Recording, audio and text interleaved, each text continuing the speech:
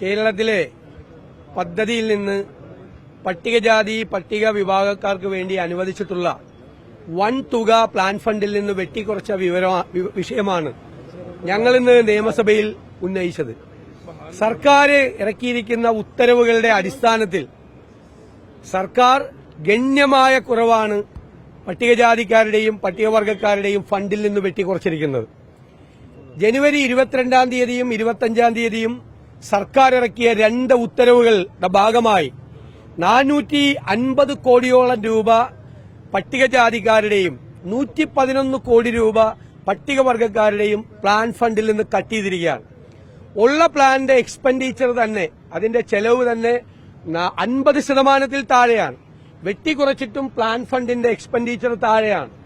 നമുക്കറിയാവുന്നത് സംസ്ഥാനത്തിന്റെ പദ്ധതി കഴിഞ്ഞ 3-4 വർഷക്കാലമായി ഒരു മാറ്റമില്ലാതെ ഒരു 30,000 കോടിയിൽ തുടരുകയാണ്. ഈ പ്ലാനിന്റെ 10% പട്ടികജാതിക്കാർക്കും 2% പട്ടികവർഗക്കാർക്കും കിട്ടണം. കഴിഞ്ഞ 5 കൊല്ലമായി പ്ലാനിന്റെ എസ്റ്റിമേറ്റിൽ വർധനവില്ലാത്തതുകൊണ്ട് പട്ടികജാതിക്കാർക്കും പട്ടികവർഗക്കാർക്കും കിട്ടുന്ന തുക കഴിഞ്ഞ 4-5 വർഷമായി ഒരേ തുക കിട്ടിക്കൊണ്ടിരിക്കുകയാണ്. അപ്പോൾ വളരെ ഗണ്യമായ കുറവ് പ്ലാനിൽ തന്നെ ഉണ്ട് 5 വർഷമായി. എന്നിട്ട് അതിൽ നിന്നാണ് വലിയ തുക വെട്ടിച്ചുരുക്കുകയും വലിയ തുക ചെലവഴിക്കാതെ വെച്ചിരിക്കുകയും ചെയ്യുന്നത്. ഇതൊരു ഗുരുതരമായ പ്രശ്നമാണ്. കേരളത്തിലെ പട്ടികജാതിക്കാരുടെ പാർപ്പിട പ്രശ്നങ്ങൾ, കുട്ടികളുടെ വിദ്യാഭ്യാസ പ്രശ്നങ്ങൾ, ക്ഷേമ പരിപാടികൾ ഇതെല്ലാം തകരാറിലായിരിക്കുകയാണ്. 100 കണക്കിന് ഡ്രോപ്പ് ഔട്ടുകളാണ് പ്രൊഫഷണൽ കോളേജുകളിൽ നിന്നും സ്കൂളുകളിൽ നിന്നും ഉണ്ടാകുന്നത്. ഈ ഗ്രാന്റ്സ് പോലും 2 വർഷം കൂടുമ്പോഴാണ് കൊടുക്കുന്നത്. ഹോസ്റ്റൽ ഫീസ് കൊടുക്കാൻ പറ്റാതെ അപമാനിതരായി കുട്ടികൾ ഹോസ്റ്റലിൽ നിന്ന് വിട്ടുപോരുകയാണ്. വാത്സല്യനിധി ഉൾപ്പെടെയുള്ള പദ്ധതികളെല്ലാം തകരാറിലായി. നിരവധി വിദ്യാഭ്യാസ ആരോഗ്യ ക്ഷേമ പദ്ധതികളാണ് തകരാറിലായിരിക്കുന്നത്. ഇത് കേരളത്തിലെ പട്ടികജാതി പട്ടികവർഗക്കാരോടുള്ള ക്രൂരമായ അവഗണനയാണ് യഥാർത്ഥത്തിൽ ഉണ്ടായിരിക്കുന്നത്. സർക്കാരിന് മറുപടിയില്ല. പക്ഷെ ദൌർഭാഗ്യകരമായൊരു കാര്യം ഉണ്ടായത്, പ്രതിപക്ഷ നേതാവ് എന്നുള്ള നിലയിൽ വാക്കൌട്ട് പ്രസംഗം നടത്തുമ്പോൾ തുടർച്ചയായി ബഹുമാന്യനായ സ്പീക്കർ അത് തടസ്സപ്പെടുത്തുകയാണ്. ഞാൻ ഏറ്റവും കുറവ് വാക്കൌട്ട് പ്രസംഗം നടത്തിയ പ്രതിപക്ഷ നേതാവാണ്. ഇവിടെ 30 മിനിറ്റും 35 മിനിറ്റും എല്ലാം വാക്കൌട്ട് പ്രസംഗം നടത്തിയ ശ്രീ VS അച്യുതാനന്ദനെ പോലുള്ള പ്രതിപക്ഷ നേതാക്കളുണ്ട്. ഞാൻ ഏറ്റവും കുറവ് പറയുന്ന ആളാണ്. 9ാമത്തെ മിനിറ്റിൽ ഒരു കാലത്തും ഈ കേരളത്തിന്റെ നിയമസഭാ ചരിത്രത്തിൽ ഒരു സ്പീക്കറും ഒരു പ്രതിപക്ഷ നേതാവിനോടും ചെയ്യാത്ത ഇടപെടലാണ്. സത്യത്തിൽ സ്പീക്കർ ചെയ്യുന്നത് മുഖ്യമന്ത്രിയെ സന്തോഷിപ്പിക്കാൻ, സർക്കാരിനെ സന്തോഷിപ്പിക്കാനും എന്റെ പ്രസംഗം മനഃപൂർവ്വം തടസ്സപ്പെടുത്താനും അതിന്റെ ഒഴുക്ക് തടസ്സപ്പെടുത്താനും, ഞാനത് ഫിനിഷ് ചെയ്യുമ്പോൾ അത് സർക്കാരിന് ദോഷമുണ്ടാകാതിരിക്കാൻ വേണ്ടി മനഃപൂർവ്വമായിട്ടാണ്.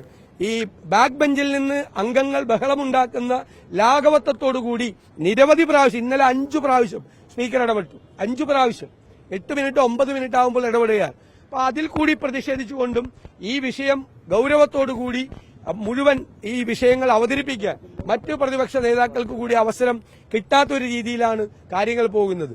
ഞങ്ങൾ സർക്കാരിന്റെ ഈ നിലപാടിൽ പ്രതിഷേധിച്ചും സ്പീക്കറുടെ ഈ നടപടിയിൽ പ്രതിഷേധിച്ചുകൊണ്ടുമാണ് ഞങ്ങൾ ഇന്ന് സഭാ നടപടികൾ ഇന്ന് സ്തംഭിപ്പിച്ചത്. അതോടൊപ്പം തന്നെ ഒരു കാര്യം പ്രത്യേകമായി ഇതിന്റെ ഭാഗമായി തുടർച്ചയായി ആന ചവിട്ടിക്കൊല്ലുകയാണ് ആളുകളെ. സർക്കാർ ഇപ്പോഴും നിസ്സംഗരായിരിക്കുകയാണ്. ഒന്നും ചെയ്യാനില്ലാത്ത മട്ട് സർക്കാർ ഇരിക്കുകയാണ്. 5 പേരെയാണ് ഈ ആഴ്ച ആന ചവിട്ടിക്കൊന്നത്. ചൂട് കൂടുകയാണ്. വീണ്ടും ആന പുറത്തേക്ക് ഇറങ്ങുമെന്ന് പറയുന്നത്.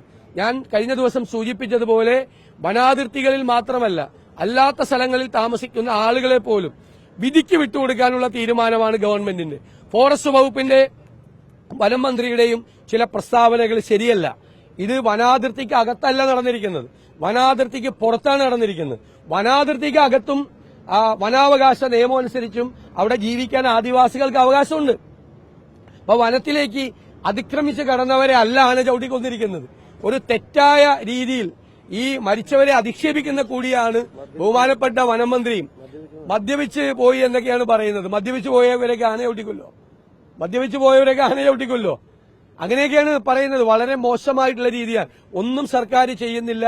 അവരെ വലിയ പ്രയാസത്തിലേക്ക് തള്ളിവിടുകയും ചെയ്യണം. അതോടൊപ്പം തന്നെ അവിടെ പത്തനംതിട്ടയിൽ ഒരു കാപ്പ കേസിൽ ഒരു പ്രതിയെ നാടുകടത്തി. പത്തനംതിട്ടയിലെ CPM ജില്ലാ സെക്രട്ടറി മഹാത്മാഗാന്ധിയായിട്ടാണ് ആ കാപ്പ പ്രതിയെ താരതമ്യം ചെയ്തിരിക്കുന്നത്. മഹാത്മാഗാന്ധി ജയിലിൽ പോയ പോലെയാണ് ഇയാൾ ജയിലിൽ പോയെന്നാണ്. വലിയ ഗുരുതരമായ ക്രിമിനൽ കേസിലെ പ്രതിയെ മന്ത്രി മാലയിട്ട് സ്വീകരിച്ച് പാർട്ടിയിലേക്ക് കൊണ്ടുവന്നതാണ്. അയാളാണ് നാട് കടത്തിയിരിക്കുന്നത്. അതുകൊണ്ട് മാർക്സിസ്റ്റ് പാർട്ടിയുടെ ജില്ലാ സെക്രട്ടറി ഈ കാപ്പ കേസിലെ പ്രതിയെ ബഹുമാന്യനായ മഹാത്മാഗാന്ധിയുമായി താരതമ്യം ചെയ്തത് പിൻവലിക്കണം, അല്ലെങ്കിൽ അദ്ദേഹത്തിനെതിരായി ഗാന്ധിയെ അപമാനിച്ചതിന് കേസെടുക്കണം എന്ന് ഞങ്ങൾ ആവശ്യപ്പെടുന്നു.